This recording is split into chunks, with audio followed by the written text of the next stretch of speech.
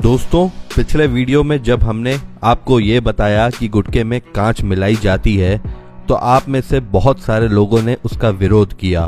तो हम बाकी फूड प्रोडक्शन के साथ गुटखे में मिलाई जाने वाली सबसे घटिया चीजों से आपको रूबरू कराएंगे।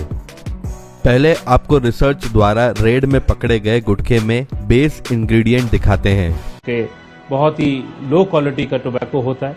उसके अलावा उसके अंदर जो है वो मुख्तलिफ और चीज़ें डालते हैं। मिसाल खून, जो कि कमेले से खून लिया जाता है, उसको ड्राई करके उसमें शामिल किया जाता है, क्योंकि एक्चुअल प्योर कत्था महंगा होता है तो उसमें खून शामिल करते हैं। इसके अलावा उसके अंदर जो एक शीशा होता है यानी ग्लास, उसकी क्रश फॉर्म भी गुटखे के अंदर होती है। उससे क्या होता है कि वो मुंह के अंदर जब वो गुटखा इस्तेमाल करता है तो वो हल्के हल्के जख्म उससे लगते हैं और उस जख्म की वजह से जो निकोटीन है, जो तंबाकू के अंदर जो जहर है, वो ज्यादा जज्ब होता है। जैसे कि आपने इस स्पेशलिस्ट का वीडियो देखा, कत्था महंगा होने के कारण उसमें सूखा हुआ खून मिलाया जाता है और उसमें कांच के पाउडर मिलाए जाते हैं, जिसके कारण मुंह में खरोंचे आती है और चूने के कारण मुंह जलने लगता है और बार बार खाने के कारण हमें उसकी लत लग जाती है। अब हम आपको दूसरा वीडियो दिखाते हैं। ये देखें जी, ये देखें जी, अब खुद देख ले, अपनी आंखों से देख ले। इसके बाद भी अगर कोई गुटखा खाए, क्या है ये भाई, क्या है ये? चूना है? ये चूना है सारा, चूने का पत्थर है जी। अगर मैं खींच के किसी के सर पे मारूं, उसका सर फट जाएगा। फट जाएगा। ये देखें आप जी, ये यकीन माने पत्थर है, इतना ही इसका वेट है। दीवारों पे करते हैं, ये वही चूना है। सच ये वही चूना है, वही चूना है जो दीवारों पे होता है। जो हम बच्चों को रोकते हैं कि बेटा इसमें से दीवार से खुरेद के नहीं खाना, ये जहर है। इसमें आपने देखा ही होगा कि कितनी घटिया जगह पर इसे बनाया जाता है। यहाँ तक कि जो चूना हम दीवारों पर लगाते हैं उसे ही गर्म करके खाने वाले गुटखे में डाला जाता है। यदि आप एक चीज पर गौर करेंगे तो आप समझेंगे कि जहाँ पर गुटखा बनाया जाता है और जहाँ पर उसकी पैकिंग की जाती है, ये दोनों फैक्ट्रियाँ अलग अलग जगह पर होती है। यहाँ तक कि इन गुटखों में मरे हुए कीड़े और छिपकलियाँ भी मिली है। आखिरी डिसीजन मैं आप पर छोड़ूंगा कि इतने अलग अलग प्रूफ दिखाने के बाद भी यदि आप जहर निगलना चाहते हैं तो ये आपकी मर्जी है। आप ही अपने हाथों से अपनी जान ले रहे हैं। नंबर 2 पर है शैम्पू। दोस्तों, हम रोजमर्रा की जिंदगी में न जाने कितनी बार हर रोज शैम्पू का इस्तेमाल करते हैं, ये सोच के कि वो हमारे बालों को स्ट्रॉन्ग बनाएगा। पर हमें ये जानना भी जरूरी है कि आखिर उनमें कौन कौन सी चीजें मिलाई जाती है या हमें ऐसे ही उल्लू बनाया जा रहा है। सबसे पहले पिछली बार बचे हुए शैम्पू को मेजर किया जाता है, फिर एक बड़े कंटेनर में ग्लिसरीन और सुगंध के लिए व्हाइट पाउडर मिलाया जाता है और वही दूसरे बड़े कंटेनर में पानी और ग्लिसरीन डाला जाता है। अब पिछली बार बनाया हुआ मिक्सचर इसमें डाला जाता है। अब उसमें पिगमेंट डाला जाता है जिससे शैम्पू को अलग कलर मिलता है। अब इसे अच्छे से मिक्स किया जाता है। अब इसमें ammonium chloride, ammonium lauryl sulphate और ग्लाइकोल का मिश्रण मिलाया जाता है। अब उस मिश्रण को एक बीकर में लेके टेस्ट किया जाता है। अब टेस्टिंग के बाद खाली प्लास्टिक के बोतल को उसमें शैम्पू भरने के लिए तैयार किया जाता है। अब दूसरी मशीन इन्हें एक लाइन में अलाइन करने खड़ा कर देती है। अब इनमें 3 से 4 के सेट में नोजल द्वारा लिक्विड शैम्पू भरा जाता है। यहाँ पर अलग अलग पंप लगे होते हैं जिससे सही मात्रा में शैम्पू इन बोतल में भरे जाते हैं। अब इन्हें आगे बढ़ाया जाता है जहाँ पर उन पर कैप चढ़ाई जाती है। दूसरी मशीन इन कैप पर सील चढ़ा देती है। अब इन बोतल पर कंपनियों का लेबल चढ़ाया जाता है और अब उन्हें पैक किया जाता है और बेचने के लिए भेज दिया जाता है। नंबर 3 पर है टेनिस बॉल। दोस्तों, आपने अपनी जिंदगी में एक बार तो रबर बॉल से जरूर खेला होगा। तो चलिए जानते हैं कि आखिर इन रबर बॉल या टेनिस बॉल को फैक्ट्रियों में कैसे बनाया जाता है। सबसे पहले बड़े बड़े रबर शीट को 2 रोलर के बीच से गुजारा जाता है। ये रबर को और इलास्टिक बना देता है।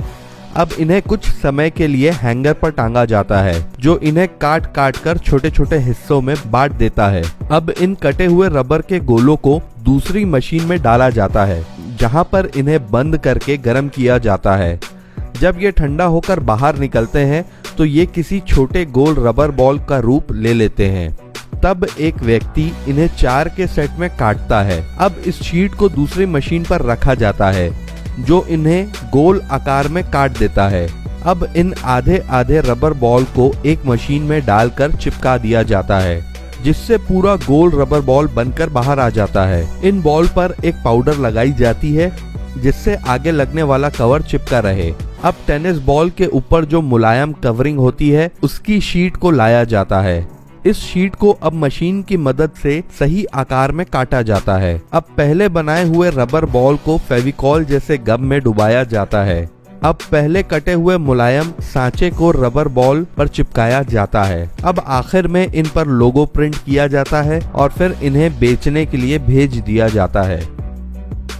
नंबर 4 पर है शटल कॉक।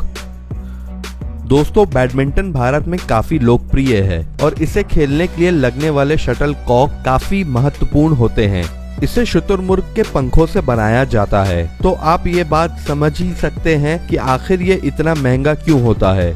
तो चलिए जानते हैं कि आखिर इसे फैक्ट्रियों में कैसे बनाया जाता है। सबसे पहले तो इन पंखों को एक साथ अलाइन किया जाता है। अब इन्हें एक एक करके सॉर्टिंग मशीन पर लगाया जाता है। ये मशीन इन्हें इनके साइज के हिसाब से अलग अलग कंटेनर में डालता है ताकि जब शटल कॉक बन जाए तो एक ही साइज का हो। जिनको मशीन मेजर नहीं कर पाती उन्हें हाथों से मेजर किया जाता है। इनके नीचे का बेस फोम और लेदर से बनाया जाता है जिससे उन्हें मारने पर वो रबर की तरह उड़ते हैं। अब इस बेस पर पंख लगाने का काम शुरू किया जाता है। एक बेस पर 16 पंख होते हैं। अब पंचिंग मशीन इन बेस में एक एक करके 16 होल की जाती है। अब दूसरी मशीन इन होल्स में पंख घुसाने का काम शुरू कर देती है। अब हाथों से इनके अंदर के डिस्टेंस को इक्वल किया जाता है। अब इन्हें एक ब्लोअर के ऊपर रखा जाता है जिससे ये पता चलता है आखिर ये सही से मैनेज हुआ है या फिर नहीं। अब उन्हें दूसरी मशीन पर डाला जाता है जो उसके अंदर ग्लू भर देती है। अब इन पंखों का लोकेशन फिक्स हो जाता है, लेकिन अभी भी ये नाजुक होते हैं और कभी भी टूट सकते हैं। इसलिए इन्हें मशीन की मदद से धागों के जरिए बांधा जाता है और वर्कर इनकी गांठ बांधकर धागे को काट देते हैं और फिर से इन धागों पर भी गम लगाया जाता है। अब सबसे आखिरी में इनकी टेस्टिंग की जाती है और इन्हें पैक करके बेचने के लिए भेज दिया जाता है। नंबर 5 पर है बास्केटबॉल। इसे बनाने के लिए सबसे पहले एक रबर शीट को फोल्ड करके एक मशीन में डाला जाता है। इन्हें एक खास तरह के आकार में काट देते हैं। अब इस होल के ऊपर ग्लू लगाकर वहां पर सील किया जाता है। अब उसमें हवा भरकर इस बॉल के ऊपर गर्म सांचा डाला जाता है। अब इन्हें गोल घुमाकर उन पर नायलॉन थ्रेड लगाया जाता है। अब इसके ऊपर लगने वाली चीजें natural rubber, synthetic rubber, magnesium carbonate और मिनरल ऑयल से बनाई जाती है। अब इन सब की एक शीट बनाई जाती है जो 1 से 1.5 इंच चौड़ी होती है। अब इस शीट को कई सारे रोलर के बीच से गुजारा जाता है जो उसे पतला बना देती है। अब एक ऑटोमेटेड ब्लेंड इन्हें स्पेसिफिक इंटरवल के बाद काट देता है। अब एक मेटल पैटर्न को इस रबर पर रखकर उसे काटा जाता है। अब इस रबर को सांचे में डाला जाता है। फिर पहले के रबर बॉल को उसमें डालकर उसमें हवा भर दी जाती है। अब सांचे को क्लोज करके उसे गर्म किया जाता है। फिर उसमें सील लगाया जाता है और अलग अलग तरह के रबर बॉल बनाने के लिए अलग अलग पैटर्न से रबर को काटा जाता है और इसी तरह ही वॉलीबॉल भी बनाई जाती है। अब आखिर में उन पर कंपनियों का लोगो लगाया जाता है। अब सबसे आखिरी में उन्हें सांचे में डाला जाता है जो उन्हें अलग पैटर्न दे देता है। अब इन्हें कलर करके अंदर की हवा निकाली जाती है और इन्हें पैक करके बेचने के लिए भेज दिया जाता है।